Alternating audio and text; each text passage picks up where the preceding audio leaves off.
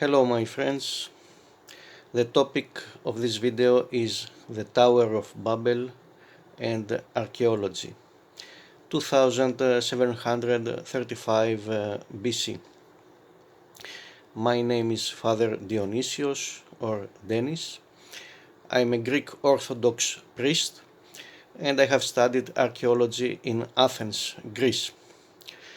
In this video we will examine the emergence of the major civilizations of the ancient world, which appeared abruptly and simultaneously a few years before 2700 BC.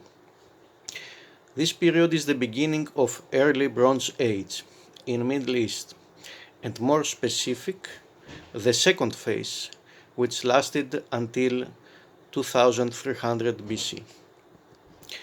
In spite of naming this age as Bronze Age, only a few people had the knowledge of the composition of this alloy, that is 88% copper and 12% tin. Especially in Europe, only the first Greek people were aware of this alloy.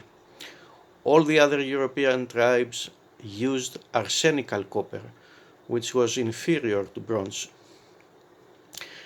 Apart from the Proto-Greek civilization in the Aegean Sea, early Helladic 2A phase, we have the Proto-Egyptian, Old Kingdom with the pharaoh Djoser, the Indus Valley civilization, mature Harappan period, and the Caral Zupe civilization in Peru, South America.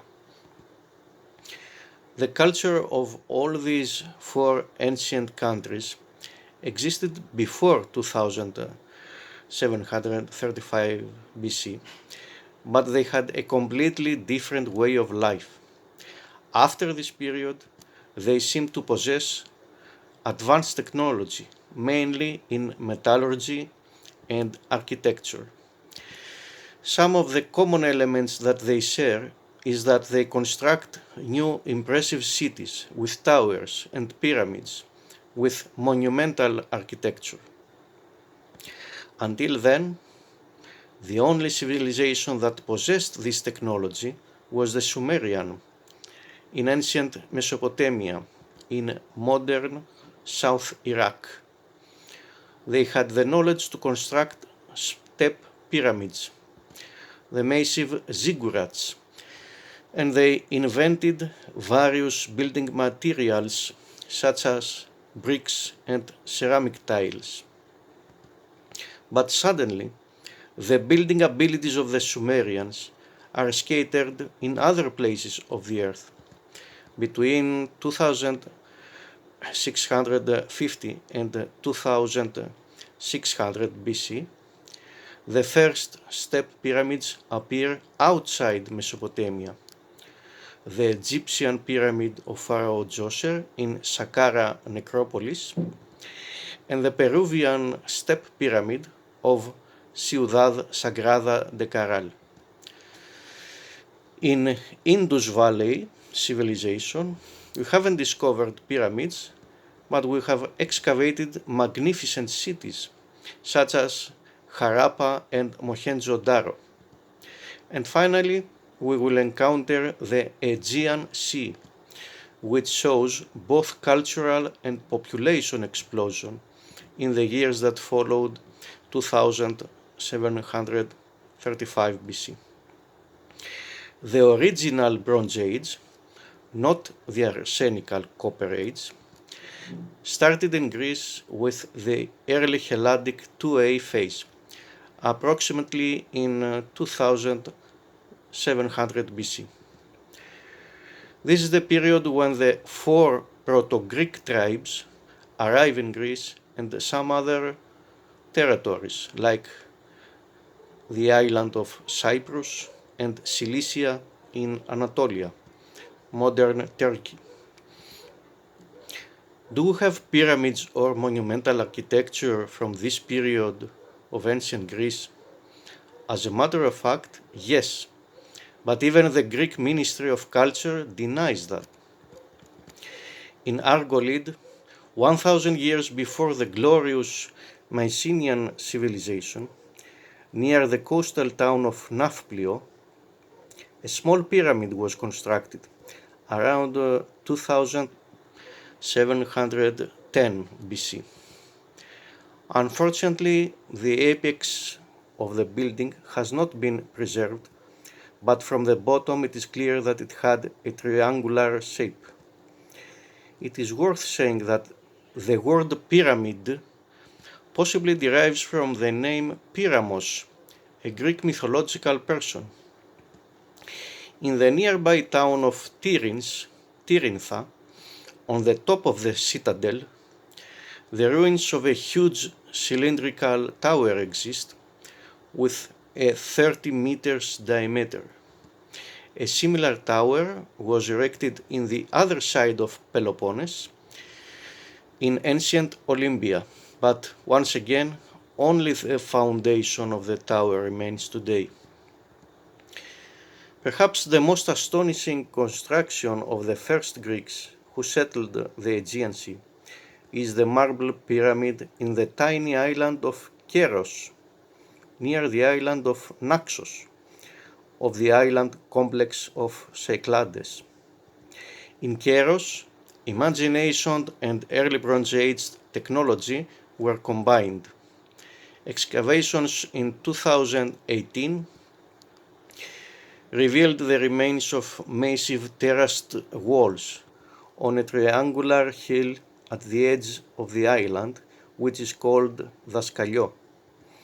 The marble structure covered the hill from the top to the bottom, and as the sun was shedding its rays on the marble, it looked like a marble pyramid coming out of the sea.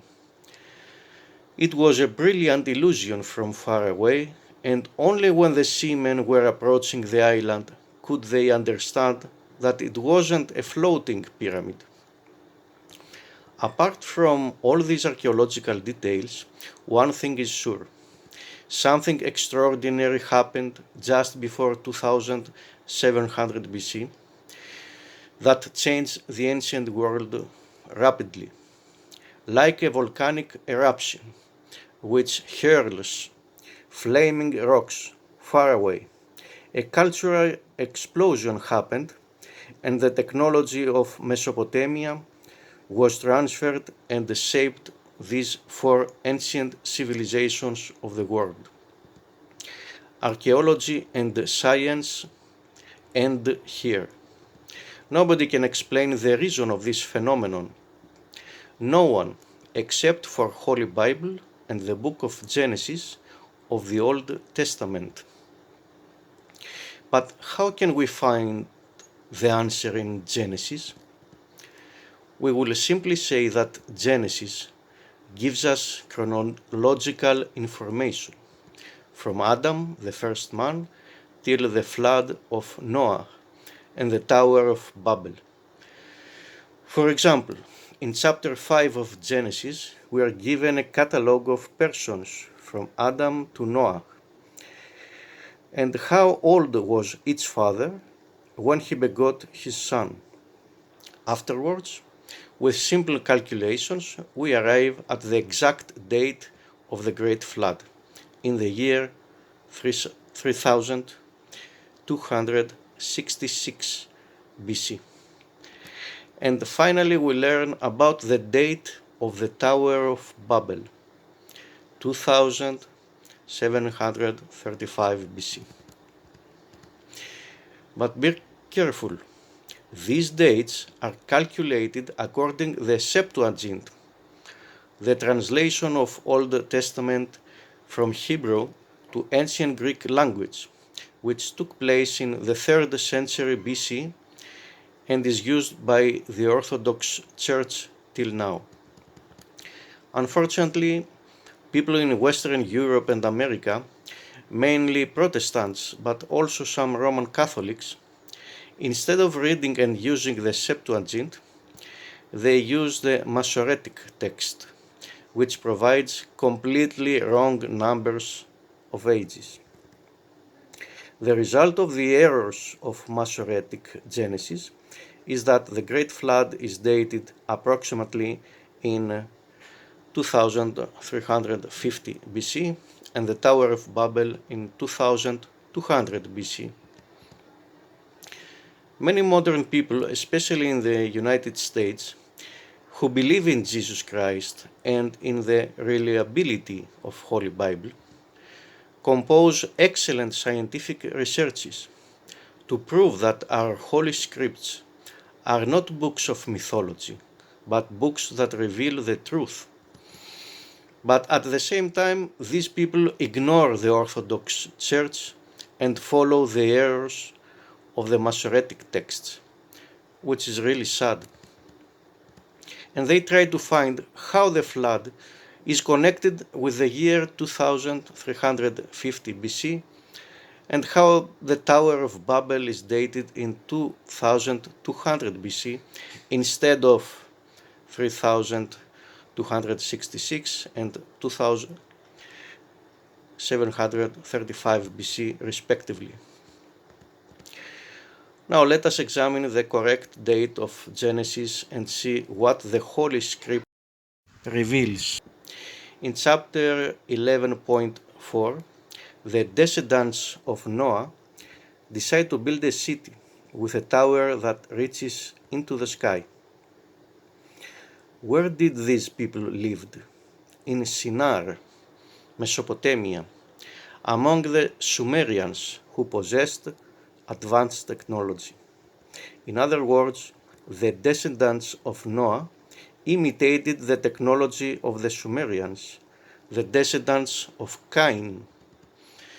And the Tower of Babel, of course, was not like a medieval tower, but a ziggurat, which is a combination of step pyramid and tower.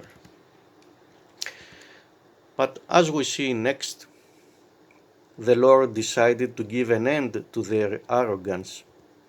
He divided their common language into many other languages, which were not mutually intelligible.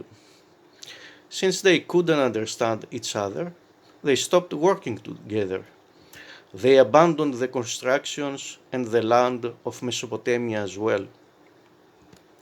But what happened next is the answer to our video. From there, the Lord scattered them over the face of the whole earth. Genesis 11.9. All these tribes with their newborn language left Mesopotamia and started a journey under the guidance of God to their new countries. But as we can imagine, the desire to construct the enormous tower never ended. Also, God didn't erase their memory, He only changed their language, which means that they kept the knowledge of Sumeria and they applied it in their new countries. So, they fulfilled their dream to build impressive cities and towers in their new homelands. This is how and why we suddenly see, a few years after 2735 BC, people building pyramids and elaborate cities in different places of the earth.